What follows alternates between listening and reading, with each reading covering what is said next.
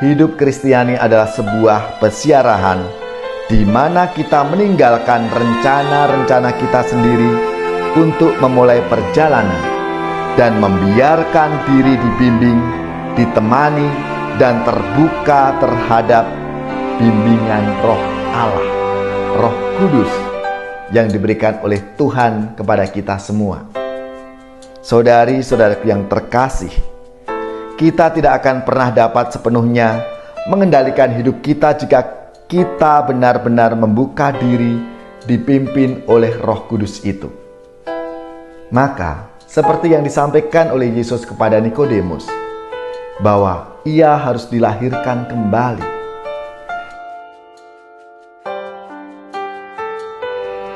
Saudari-saudaraku yang terkasih, berjumpa kembali bersama saya Inspirasiku di Antara. Renungan harian Selasa 18 April, Pekan Paskah yang kedua. Semoga kita bersama keluarga, komunitas kita, selalu dalam keadaan baik, tetap sehat, dan bersemangat. Marilah kita mengawali renungan kita hari ini dengan tanda kemenangan Kristus. Dalam nama Bapa dan Putra dan Roh Kudus. Amin. Allah Bapa yang Maha Penyayang, Putra-Mu telah memberikan hidupnya bagi kami. Kami mohon, utuslah Roh Kudus-Mu dan jadikanlah kami manusia baru yang semakin sehati dan sejiwa untuk hidup dalam semangat kasih dan berbagi. Dengan pengantaraan Yesus Kristus Putra-Mu Tuhan kami, yang bersama dengan Diko dalam persatuan Roh Kudus, hidup dan berkuasa Allah sepanjang segala masa. Amin. Dalam nama Bapa dan Putra dan Roh Kudus. Amin. Inspirasi kita hari ini dari Injil Suci menurut Yohanes, bab 3 ayat 7 sampai 15. Marilah kita baca bersama-sama dan kita renungkan.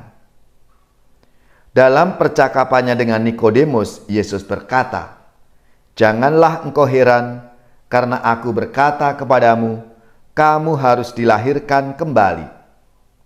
Angin bertiup kemana ia mau.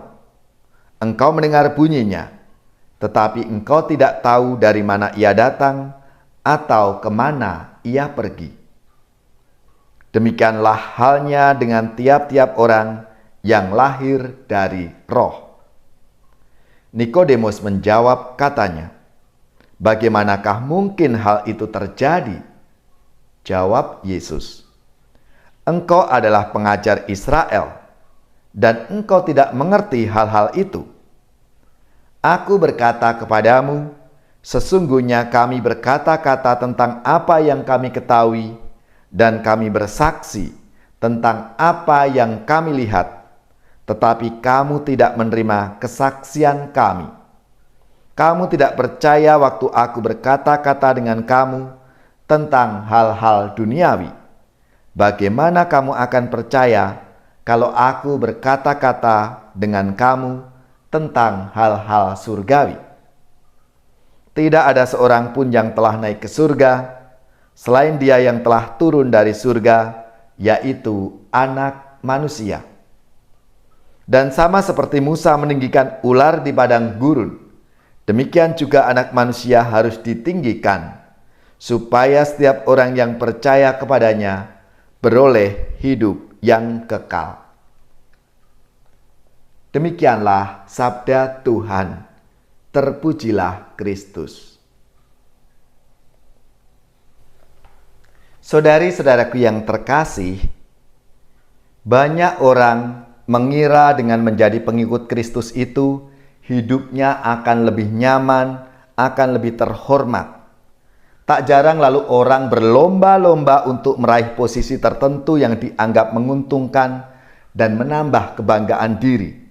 Padahal Yesus tidak menjanjikan jaminan akan rasa nyaman apapun kepada para murid-Nya. Yesus menawarkan salib serta rahmat kebangkitan yang perlu disambut dan diberi makna baru dari setiap waktu. Dalam sabda Tuhan hari ini, digambarkan bahwa Roh Allah bekerja bagaikan angin yang tidak kita tahu dari mana ia datang dan kemana ia pergi. Ia bertiup kemana ia mau. Sabda Tuhan hari ini menampilkan kumpulan orang yang percaya sebagai pribadi-pribadi yang keluar dari diri mereka sendiri untuk menghidupi persekutuan bersama. Rasa nyaman dan puas diri rela dia tanggalkan karena memilih sikap rela berkorban. Satu sama yang lain membawa mereka kepada hidup dalam kelimpahan kasih karunia Allah. Hidup Kristiani adalah sebuah pesiarahan di mana kita meninggalkan rencana-rencana kita sendiri untuk memulai perjalanan dan membiarkan diri dibimbing, ditemani, dan terbuka terhadap bimbingan Roh Allah, Roh Kudus yang diberikan oleh Tuhan kepada kita semua. Saudari-saudaraku yang terkasih, kita tidak akan pernah dapat sepenuhnya mengendalikan hidup kita jika kita benar-benar membuka diri dipimpin oleh Roh Kudus itu. Maka, seperti yang disampaikan oleh Yesus kepada Nikodemus, bahwa ia harus dilahirkan kembali. Kita, murid-murid Kristus semuanya, juga harus dilahirkan kembali dalam Roh, agar kita sungguh-sungguh mau membuka diri kita setia akan rahmat dan kasih Tuhan dalam menjalani kehidupan kita sebagai murid-murid-Nya. Dengan tuntunan dan bimbingan Roh Kudus itulah kiranya kita semua akan diberikan hati yang baru, semangat yang baru, dan kita semua menjadi manusia yang baru karena dilahirkan dari Roh Tuhan yang menghidupi kita. Maka marilah, saudari-saudaraku yang terkasih, kita mohon rahmat-Nya supaya kita selalu dibimbing dan disertai oleh Tuhan dalam setiap karya pelayanan kita lewat pengalaman-pengalaman hidup kita masing-masing.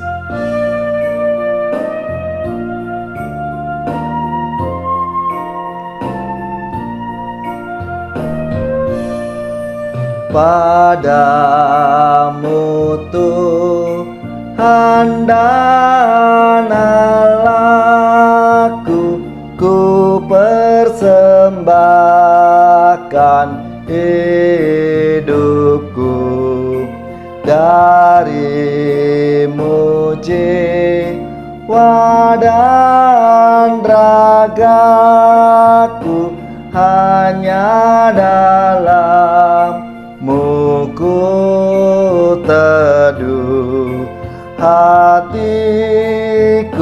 yang Engkau pulihkan, padamu juga ku berikan.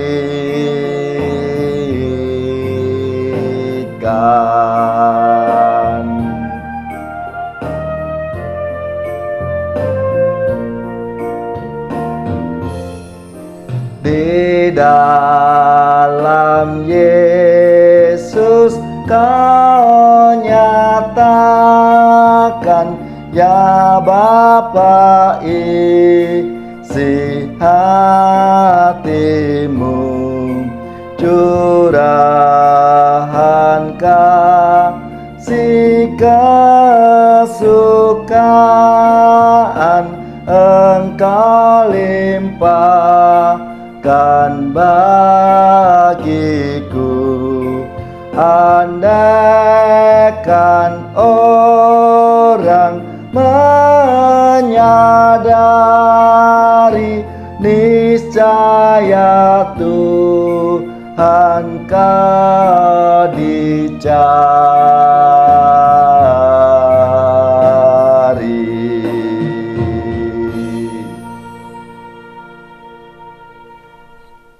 Saudari-saudaraku yang terkasih, marilah kita siapkan hati kita untuk menerima berkat Tuhan. Semoga saudara-saudari sekalian, keluarga-keluarga, komunitas kita, orang-orang yang kita doakan, mereka yang sakit, yang menderita, seluruh tugas, belajar, pekerjaan, usaha serta karya pelayanan kita dibimbing, dilindungi dan diberkati oleh Allah yang Maha Kuasa, Bapa dan Putra dan Roh Kudus. Amin.